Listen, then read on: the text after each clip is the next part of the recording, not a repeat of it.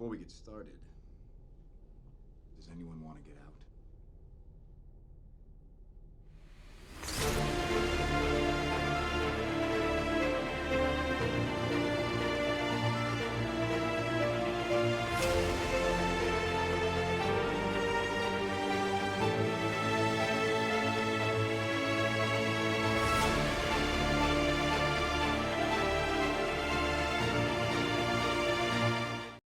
Hi, everybody. This is Nick from the Phoenix Press here. Due to some scheduling conflicts, I'm not going to be able to do Avatar this week. So, Courage and I thought it would be a wonderful opportunity to talk about a show that I love that not many people get to talk about. Not really many people talk about. So, this week we are talking about Battlestar Galactica, in particular the 2007 reboot. And for those who are unaware, Battlestar Galactica is a show about what you think is a far-flung future. There's 12 colonies, mostly kind of centered around the colony of Caprica, and you have these robots, robotic type people. Now, bear with me. I'm doing this solo. This is the first time I'm kind of doing this format, so just kind of give me a second. I got like a bunch of pictures here that I'm trying to make sure that. All right. Ooh, okay. Yep. There we go. And so we got these alien beings called Cylons. And this is from the 1970s variation here. And there is kind of like your standard plot of those kind of people where like we make robots, they rebel, and then, so their war. So the backstory is we had that Cylon war, and now it's like 40 years later, and there's kind of been this like broker kind of peace kind of thing. And yeah, so we haven't seen them for like we haven't seen these things for like 40 years, and all of a sudden they appear and they wipe us out. So basically, the way what would happen is there was kind of a bit of a traitor in the midst. Um, oh yeah, here we go. Not only do they have new models, they look like us now. Pay attention to that phrase. You're going to be hearing that a lot. Oh, the Cylons, they look like us now. It's a little bit of a spoiler there. And then yeah. So the thing about this show is I feel like it really kickstarted kind of like the era of prestige television that we saw in the 2010s, because this show started in 2004, and in my opinion this show really was a huge trendsetter for stuff like Game of Thrones, Breaking Bad, House of Cards. This show really kind of set the groundwork for like a lot of the stuff we've seen like the late 2000s and 2010s, and it doesn't really get its just deserved. And that I honestly don't like that. I really don't. um so yeah, like I said, this is an old show, and you got your old characters. It's based off an older show, and the other thing about this show that I really feel like just doesn't really get talked about much is we kind of live in an era where it's like we got race swaps, we got the gender swaps, and we got like kind of like, oh, strong women, kind of stuff. But this show has all that in 2004, except it's kind of done right. So, um, what better way to, um, what better way to get started with the character that probably everyone here would recognize? Ladies and gentlemen, let me give you Hera Thrace, aka Starbuck. Now, played by the ever so wonderful Katie Sackhoff. So this is where I first got turned on to her. But here's the thing: you might know her better as a different character. Yeah, yeah. So I'm connecting old and new here. It's kind of awesome, actually. Um, yeah. So she's the same actress on The Mandalorian, like practically 20 years apart. It's kind of crazy. She's playing Bo-Katan on The Mandalorian, and honestly, she's pretty awesome. Um, and you actually have a lot of other characters that like you see them or you might hear them, and like, let's see here. I'm kind of swiping through stuff. Let's see. Yeah, I got like these series of pictures, but yeah. And because here's the thing about Starbuck though, she's a gender swap. Okay, do you want to know who the original Starbuck was?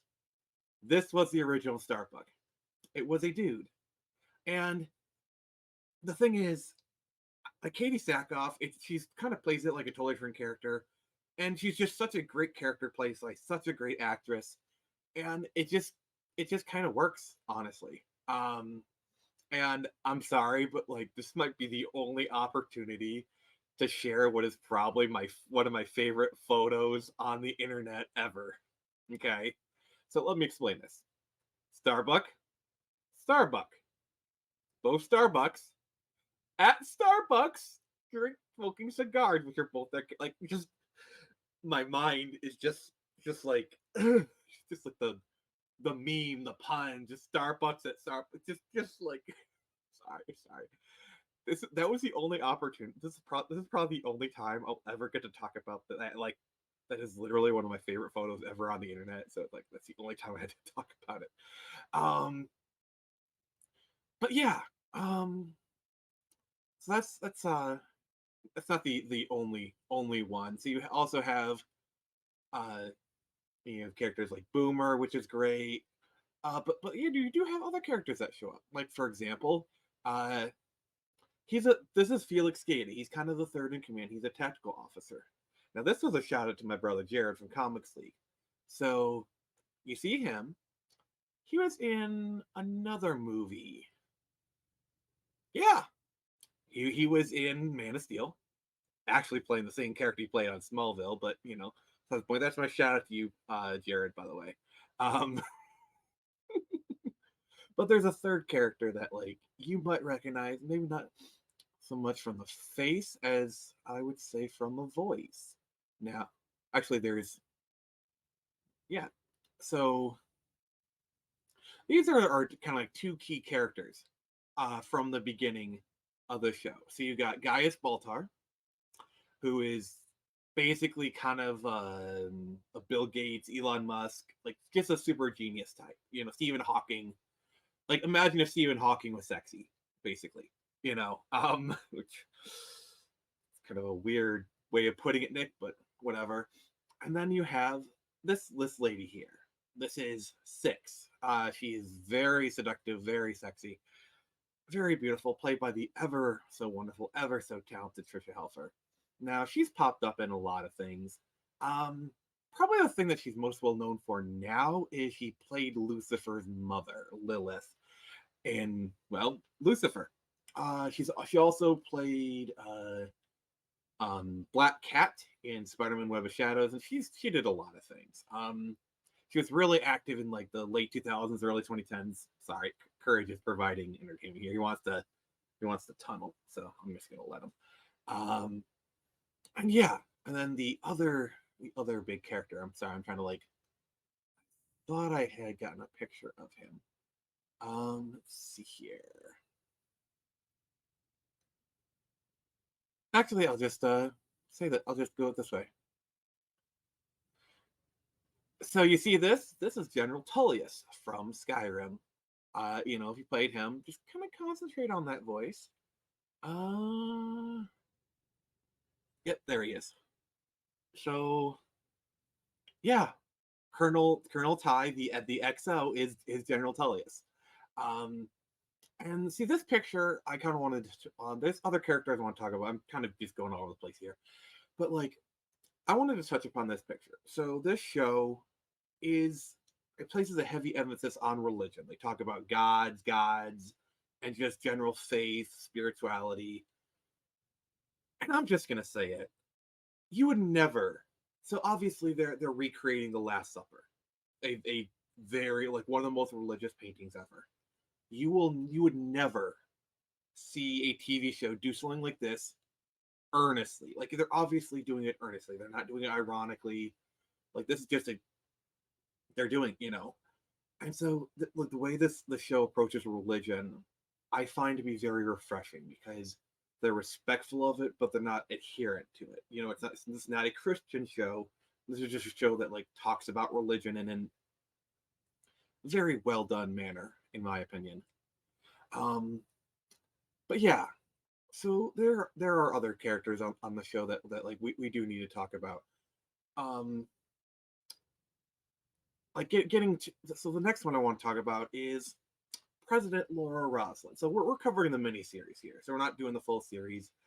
And she was a Secretary of Education, and she becomes a president because, well, everyone else dies.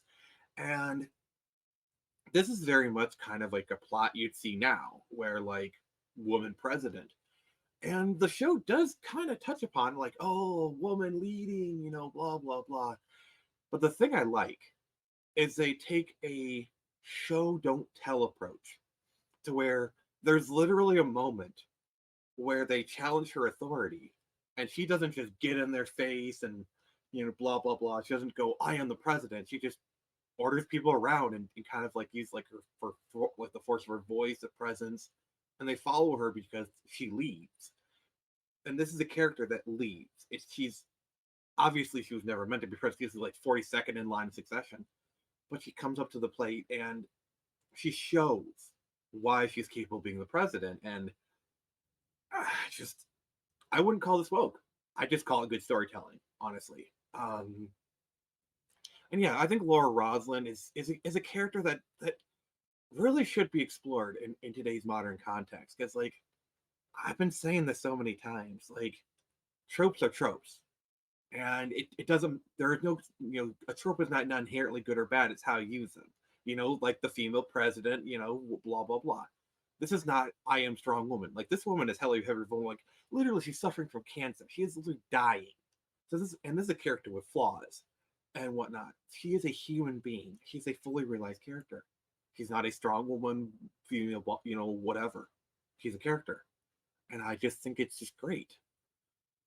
Let's see here. And yeah, Gaius Baltar, great character. Um, the actor, his voice is.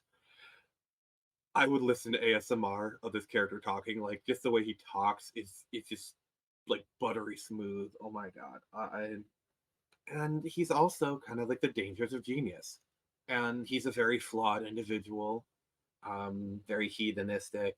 Like this character fits right in with our modern context. And this show will be 20 years old this year. This is the 20th anniversary of the show. It's just this show feels like it could have come out yesterday. It's so crazy, but it just I just crazy. Let's see here, and then here we got the two leaders of the fleet. You got obviously we talked about President Laura Roslin, and then next we have uh, Commander Adama, played by Edward James Olmos, the guy from Selena, Galactic. Yes, he's from Battlestar Galactic. From Blade Runner, he's the guy from Blade Runner. Amazing actor. I feel like he didn't really kind of get like he should have deserved more, honestly. And this guy is he's a force to be reckoned with. He's a great character. I mean, Edward James Olmos just brings his A game. And one of the things I really like about the early dynamic of the show is he has a son. This is Leodama. And they're kind of like butting heads over. He had a younger brother who was going to be a pilot, but died, and Lee kind of holds it against him. Lee is a really interesting character, and I feel like he doesn't really come into his own until later in the series. But he's just kind of like he is the moral paragon of the show. He is the moral center of the show. That's my opinion. Lee is the moral center. He is the one, the call him as you see him. He's the one kind of like, this or that. If there was a paladin on the show, I would say it was Lee. And even he's flawed. And these characters are just so good. So good. I love it. One last character I wanted to kind of touch upon, and she's a smaller character, but my childhood really just begs for it. All right, I gotta gotta redo this. One second. Let's see here. There we go. All right, so we got Callie. Um, she's a minor character. She's got a crush on the deck chief Terrell. I didn't really talk about him here. He's important, but like I'm just kind of just shooting from the hip here. I had such a crush on this woman, played by Nikki Klein. She's just kind of just cute as a button, and just a great character. It sucks. She kind of got sucked into the Nixium stuff, stuff that got with Allison Mack, and it's terrible. I really feel bad, but yeah, she's one of those like teenage crushes that like I kind of had to touch upon. Um,